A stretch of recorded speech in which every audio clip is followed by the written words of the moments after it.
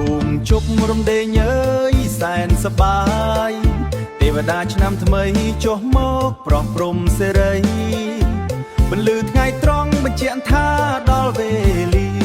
បងប្អូនចិត្តឆ្ងាយជួបជុំគ្នាជាធ្លុងមួយទុកកណ្ដៀវចង់សិនចង់ណាបងប្អូនសម្រាប់ពីស្រែចំការដែលយើងនឹងធ្លាប់ហត់នឿយដីស្រែយើងបង្កបង្កើនផលរួមគ្នាថែថ្ងៃនេះជាថ្ងៃជ័យថ្ងៃសេរីសួស្តីរំវងបងប្អូនណាអើយមកចូលរំវងឲ្យបានកគុណស្គាល់ដៃបានលើកងរំពងពេញភូមិយើងរំជុំគ្នាបង្ហាញកម្លាំងសាមគ្គី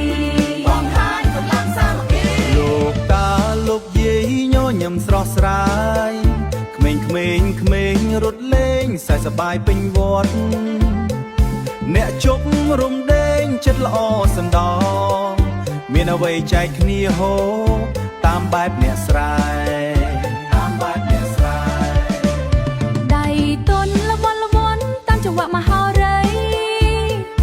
ជើងបងចុំហ៊ានឲ្យស្របតាមគ្នាមិនថាអ្នកមានមិនថាអ្នកក្រយើងជាកូនចៅជប់រំដេងដូចគ្នាអោទឹកដីកំណើតដែលយើងស្រឡាញ់យើងរួមគ្នាការពារយើងរួមគ្នាស្ថាបនាឆ្នាំថ្មីមកដល់នាំក្តីសង្ឃឹមថ្មីឲ្យភូមិយើងរុងរឿងជានិរន្តរ៍